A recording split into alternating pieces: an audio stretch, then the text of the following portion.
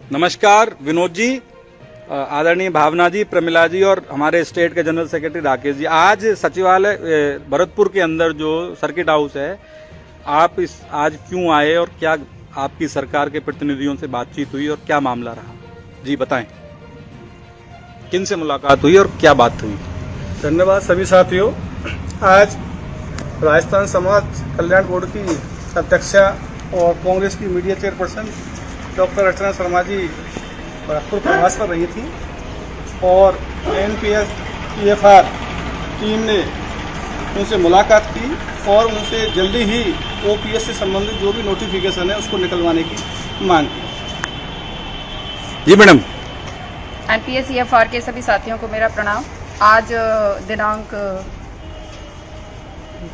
29 अप्रैल को, मैं भी भूल गया तारीखें, जब से पेंशन मिली है तारीखों का ध्यान नहीं है। 29 अप्रैल को आज कांग्रेस मीडिया प्रवक्ता और राजस्थान समाज कल्याण बोर्ड की अध्यक्षा श्रीमती अर्चना शर्मा जी को हमने नोटिफिकेशन जो अभी नहीं जारी हुआ है उसकी मांग को लेकर आज हम उनसे मिले, उनसे मुलाकात की और उन्होंने इस पर कहा है कि काम चल रहा है और जल्दी ही नोटिफिकेशन भी जारी होने की पूरी उम्मीद है। मैडम से वार्ता में ये स्पष्ट हुआ है कि सरकार अपने कार्य पर प्रगति कर रही है और जिस नोटिफिकेशन की हम अभी उम्मीद कर रहे थे कि अप्रैल में निकल जाएगा, उसमें वक्त लगने के लिए कहा जा रहा है क्योंकि उसमें विस्तृत डेटा का संकलन सरकार के द्वारा किया जा रहा है, तो उसमें थोड़ा समय लग रहा है, ऐसा प्रवक्ता कांग्रेस प्रवक्ता मैडम ने बताया। एक बात और उन्होंने पूछी थी कि क्या कर्मचारी खुश हैं? हाँ जी बिल्कुल। हाँ, मैडम ने पूछा था। अब ये खुश हैं। अब ये कर्मचारी खुश हैं, ये तो व्हाट्सएप पे कमेंट करके इसी पोस्ट में बताएंगे, है ना? तो अर्चना जी से बात हुई अपनी और हमारी भी बात हुई। मैडम ने बताया, मैडम ने एक बात और रेखांकित की थी अर्चना शर्मा जी ने, सीएम साहब के नजदीक भी हैं और जनता क्या सोचती है वो सारी चीजों को मैडम सीएम साहब को फीड भी करती हैं। मैडम ने ये भी कहा कि आपका जो एनएसडीएल में पैसा है, मेरे को तो जो बात पकड़ में आई उनसे बातचीत में, बाकी बहुत सारी बातें हुई अपनी, 12-15 मिनट अपन ने बैठ के घर की तरह बात करी थी आपके डेलीगेशन में। मेरे को जो बात पकड़ में आई कि उनका ये कहना था कि जो एनएसडीएल में या सेंटर में आपका सीआरए के थ्रू जो पैसा है, पुराना पैसा, उस पर थोड़ा काम चल रहा है, वो इसीलिए समय लग रहा है, मुझे जो बात समझ में आई।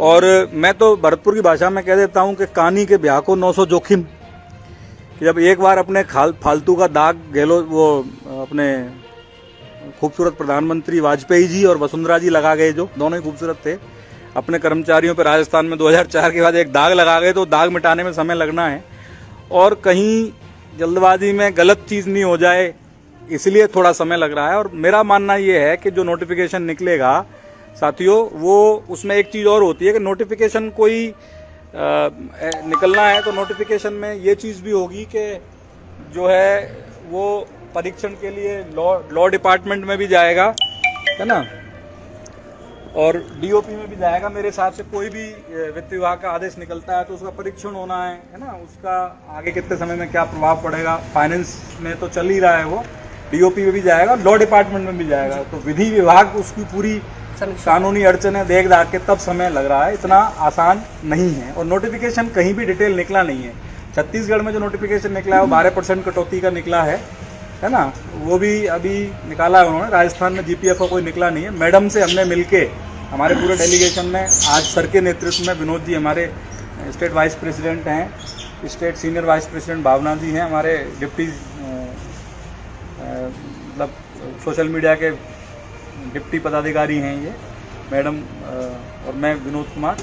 तो हमने मैडम को कहा कि साहब छत्तीसगढ़ में जो 12% का निकला है, राजस्थान में ऐसा नहीं होना चाहिए, और उसका कारण भी हमने दिया कि जो बचत है ना, बचत तो है नहीं महंगाई के कारण, और 8.5% की रेट पे अगर आप जीपीएफ 10% या 12% काटते हो तो वो इलीगल है, क्योंकि जो पेंशन की तो परिभाषा नहीं, वेतन की जो परिभाषा है, वेतन की परिभाषा डिस्टर्ब हो जाती है। वेतन की परिभाषा ये है कि आदमी न्यूनतम जीवन यापन के लिए जितनी धनराशि की उसके स्लैब में, उसके कैडर के हिसाब से आवश्यकता होती है, वो वेतन होता है, और न्यूनतम मिल रहा है जो, उसमें से आप 12% भाई 2-4% RGHS में कट रहा है, 12% आप उसमें काट लो या 10% उसमें आप GPF में काट लो, तो उसके कैश इन हैंड क्या आया?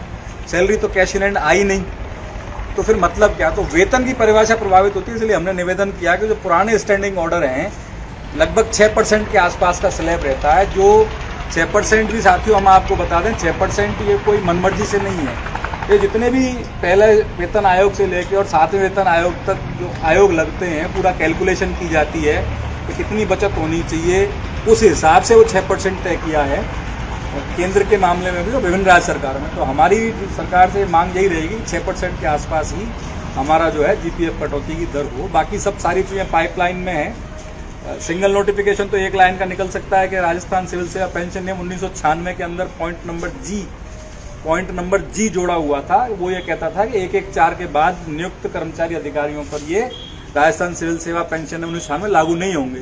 तो एक लाइन का नोटिफिकेशन निकाल सकते हैं कि बिंदु संख्या जी मिटाया जाता है माननीय गवर्नर साहब की। लेकिन उसके अलावा भी बहुत सारे इश्यूज हैं कि जो लोग रिटायर हो गए, जिनकी डेथ हो गई, उनके मामले में तो ये था कि साहब OPS के रूल लागू हो गए, लेकिन कुछ लोगों ने डेथ होने के बाद OPS के हिसाब से पैसा नहीं लिया, OPS रूल्स के हिसाब से लिया, उन्होंने मार्केट लिंक पॉलिसी जो थी अपनी एन्युटी वाली उससे पैसा लिया। तो क्या उनको रिवर्ट करने का मौका दिया जाएगा?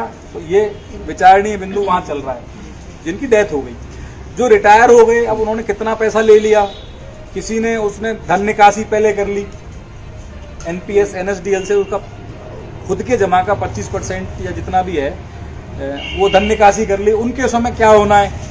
पीछे से पैसा आना है, उन केसों में क्या होना है? पेमेंट कितना आएगा नहीं आएगा?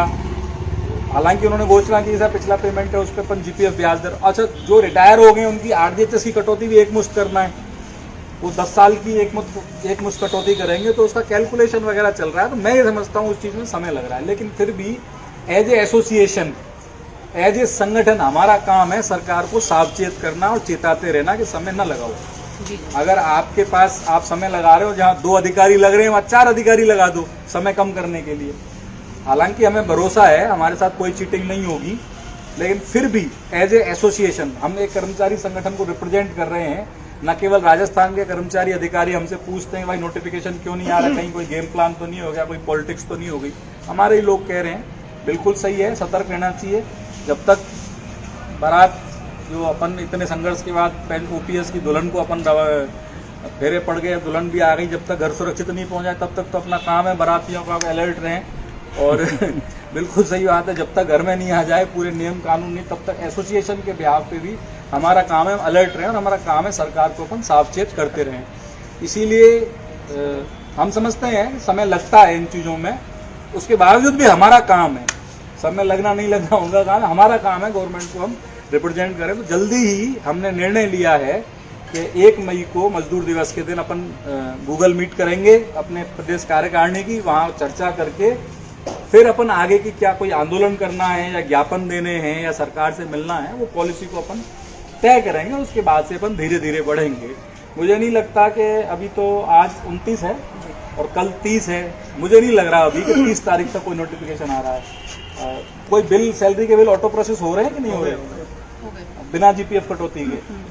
तो हमारा मानना है कि 2-3 महीने भी लग सकते हैं, है ना, 2-3 महीने भी लग सकते हैं, लेकिन हम समय नहीं देंगे। हम चाहते हैं कि वो हम नहीं चाहते कि 2-3 महीने लगे। उसके लिए यदि 1 अधिकारी हैं तो उसकी जगह 4 अधिकारी आप लगाइए, 6 लगाइए, क्योंकि अब या तो आप हमारे को टाइम पे देते नहीं, 1 साल बाद देते, लेकिन अब टाइम पे दे दिया है, थाली परोस दी है आपने, तो मानव स्वभाव है कि भाई हमारे पेट में गैस्ट्रिक जूस बन गए हैं, है ना, और हमारे को भोजन चाहिए। या तो आप बोलते कि साहब खाने में भी टाइम है, यानी पेंशन में टाइम है, तो हम इंतजार कर लेते।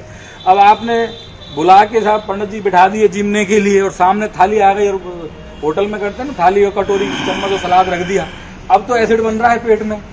यानी अब जो आपने आधा नोटिफिकेशन निकाल दिया, कटौती रो दी, अब हमारे पेट में दर्द हो रहा है कि साहब हमें रोटी दो, हमें पेंशन दो, हमारे पेंशन के ऑर्डर जारी करो, तो शांति मिलेगी। धन्यवाद।